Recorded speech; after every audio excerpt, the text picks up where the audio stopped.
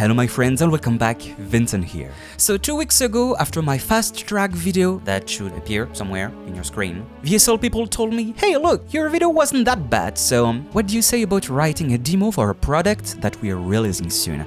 And I was like, yes, please. As you may have guessed, the product in question is Synchron Duality Strings Sordino, the first extension of the acclaimed Duality Strings library by VSL, who broke new ground in sampling by recording 2 strings ensembles of different sizes in 2 different rooms at the same time. So I've written my demo, which you can listen to on the website or in the Duality Strings Sordino intro video. I think you'll find some links in the description, so I'm not gonna dwell on that any longer. The same goes for the chords I use. I'm not going to talk about that either, that's for another video, but I can show you the book I used for practice. It's called Jazz Keyboard Harmony by Phil DeGreg.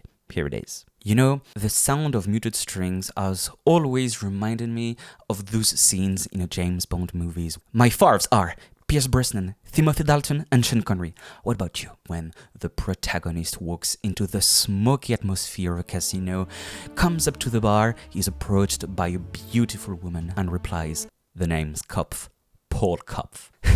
So that was my main source of inspiration. The title is a tribute to one of the most famous adventures of the British spy, Casino Royale, which I adapted to the historical past of the city of Vienna by changing it to Casino Imperiale. What I try to do in this piece, and what I think is very difficult to reproduce when making orchestral music on a DAW, is to recreate the human feeling of the music, you know, to respect the authentic musical gesture. One, if not the biggest piece of advice I'll be giving you in this video, no matter how stupid, superfluous, pointless, seeing it all again advice it may seem, is to sing your melodic lines. By doing this, you'll listen to yourself, you'll get your own feel of the music, how you'll manage the tempo, how with your voice you'll conduct your phrase, how you connect the notes together. You know, all of this is a huge mine of musical information when you're working in your DAW. Personally, I'll do it while giving to give class or even walking the dog. But without further ado, I have my go. Padam tarariyam dam tiraram pam dam tim tarirarira. Think it sounds pretty good as it is. Now let's go to Cubase. I've got my Synchron player, I've got my Duality Strings Sordino, and I've got my cellos because I want the cellos to have the theme. I want to play my theme as I conceive it, as I imagine it, so without click. I'm gonna put afterwards all of the little transitions that I want.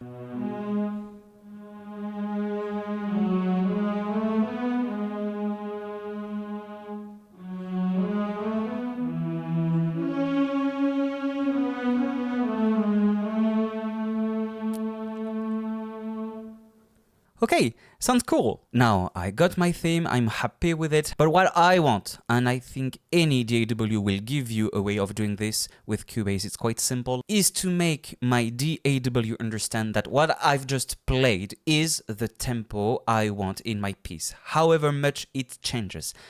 And that's what we want. I'm gonna just make sure to select the track in linear time base, just right here. And still remembering my melody, I'm gonna show Cubase where the beginning of every bar is. One here. Another one here. Another one here. And the fourth one here. So here in Cubase, you go into MIDI, functions, and this is merge tempo from tapping. And I'm just gonna say my Cubase, look, those 4 notes that I showed you, those are bars. I'm selecting one bar, beginning at the bar start, hit OK, and boom. And I have the first beat of each one of my bars well put already.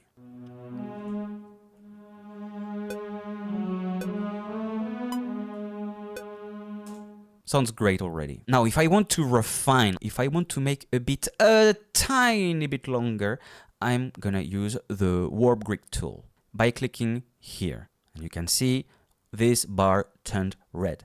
And here we see the 4 bars that we've inputted just a few minutes ago. But see, look, here, that triplet seems a bit too rubato. And I like that, but I just would like my Cubase to understand that. So I'm gonna just drag that bit and drag it here. You see? So like this, my Cubase obeys completely my musical directions. It's like if you are just the director of your own music. That's freaking cool! And basically I'm doing that everywhere in the piece, basing it on a melody just as I did right now, or basing it on a rhythm. It's even more easier. Okay, so now, still based off what we sang earlier on, we're gonna make the different transitions. Here, basically, I want a portamento. So let's go right back, let's get our Synchron player. I have it open, and I'm gonna use Cubase step input functionality to just place the key switches where I want them. So we start here. Here between B and G sharp. So I'm placing the blue bar just before the note like this, and portamento is E5. E5, where is it? Here. Et voila. Yeah, but now we have another problem because of the portamento is something that takes time. So if we want to arrive on our G sharp on time, we need to put a bit forward the portamento, because if not, we're and that's not what we want. So let's just fine-tune this. Sometimes you need to be a bit drastic to make it sound like you really want.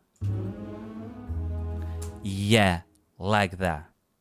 And basically afterwards, I just fine-tune exactly as I showed you. So afterwards here, I would like to come back to a normal legato, C5, good.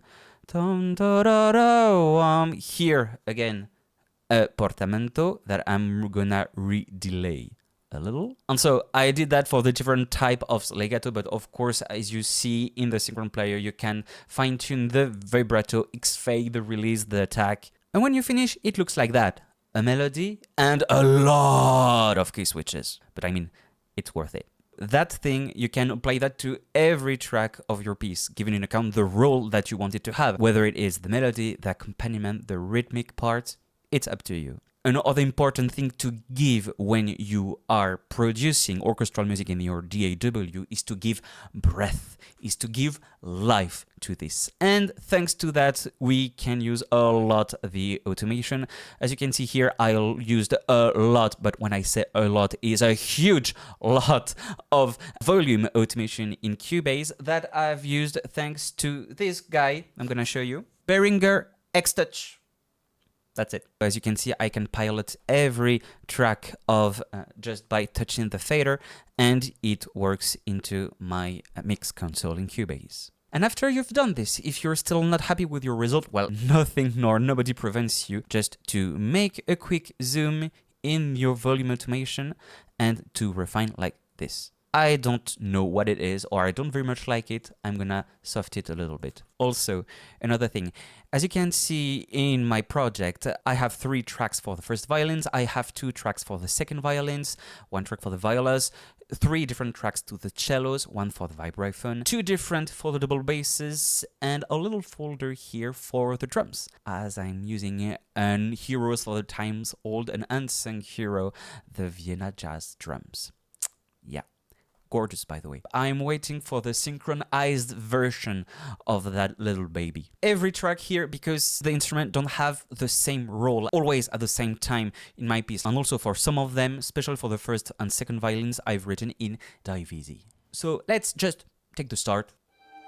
And here, the first and second violins are doing a melodic movement, flowing, which is very much like an intro, but isn't like extremely important in terms of melodic relevancy. So in terms of mixer presets, as I wanted something extremely smooth and vintage, so I've chosen the vintage one, which is the base of every instance of a Synchron Duality Strings Sordino, and then I tweaked it a little when I was really needing it. Like for example, let's go back to our cellos. I'm starting from the vintage, but I added a bit of solo signal, and in terms of the stereo field, I pointed it out directly to where the solo cello normally is. The EQ. I just took the one that was coming from the other microphones. To copy paste an EQ in the Synchron player, that's super easy. You just double click on here.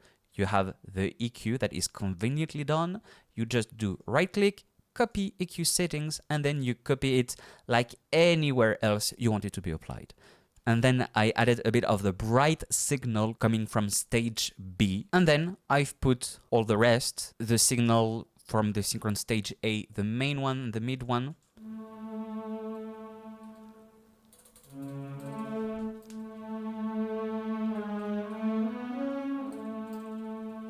This is how I tailor-made the sound of my cellos as I want them to stand out, still with that vintage color. Also, very important thing when you are writing for strings, the vibrato evolves in time. So I really advise you to use the vibrato crossfade option and to put some CC20 into it. So you see mine's here. I've used my tablet to send MIDI automation by Wi-Fi directly to my computer, but you might just as well draw it with your mouse, is completely fine.